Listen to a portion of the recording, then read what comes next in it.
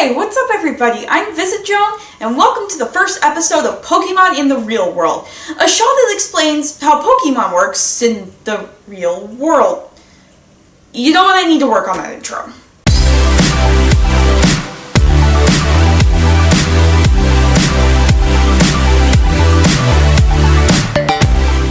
Games can only do so much to simulate the world in which it takes place, and Pokemon is no exception.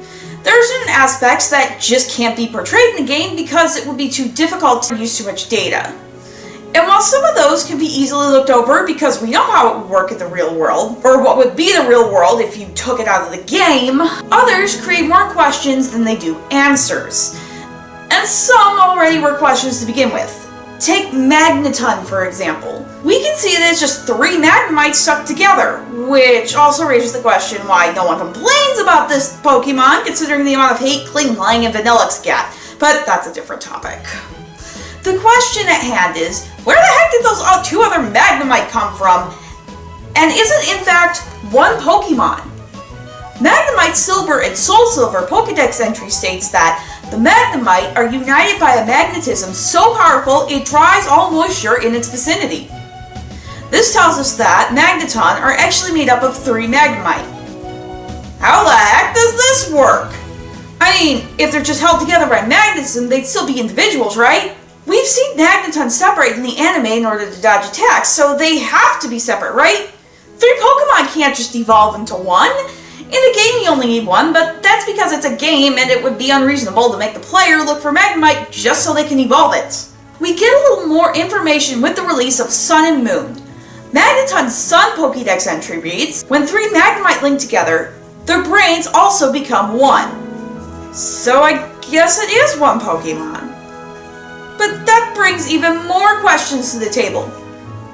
When this happens, do the 3 personalities just merge together, or does one just take over? And what happens to the other 2? Come to think of it, what do Magnemite who don't want their personalities suppressed do? Magnemite's following Pikachu all over the place, almost like it's a streaker or something. Ash, you mean a stalker. Okay, maybe I really don't need to know. We can see how this would work in the wild pretty easily. Once they reach an approximate level, Magnemite go out in search of other Magnemite. But what happens when a trainer's Magnemite evolves? Do 2 other Magnemite just randomly appear out of thin air? Does the trainer have to find 2 other wild Magnemite? Do you get 3 trainers together and combine their Magnemite? And if that's the case, who gets to keep the Magneton? I couldn't imagine separating a trainer from a Pokemon that's become her friend. Which is why I'll never train any Paras. We can find the answer in the anime. We get to see a Magnemite evolve and get along little Pokemon after it frees a group of them from Team Rocket. As you can see, the Magnemite evolves on its own, and its one body turns into 3. So, when it becomes Magneton, it grows 2 more Magnemite that are under its control. This makes much more sense than the previous idea. But then again, this is the same show where the main character's been 10 years old for 2 decades, so I think it's safe to say logic is out the window. Magneton isn't the only Pokemon like this. In fact, there's another Pokemon in Generation 1 that has this exact same problem. Dugtrio has a similar body style to Magneton. It starts out as a single Diglett and gets 2 more when it evolves. But what happens to this Pokemon is made clearer in the Pokédex. The entry from Ruby and Sapphire tells us that Dugtrio are actually triplets that emerged from one body, which is kind of confusing, but the Emerald entry clears it up further. Because the triplets originally split from one body, they think exactly alike. So one Diglett splits into 3 upon evolution. We don't know if it's 3 complete Diglett or 3 heads on top of whatever it is under there. It's probably feet. I don't know. We never got that information. So I think we can conclude that some Pokemon are messed up, and so is the real world.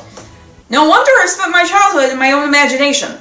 Anyway, if you liked this video, feel free to give it a like, and if you have any comments or if they feel like I forgot anything or want to add something, feel free to do that in the comments below. Anyway, that's pretty much all I had to say on the subject, so I guess I'll be seeing you next time, whenever that is. So until then,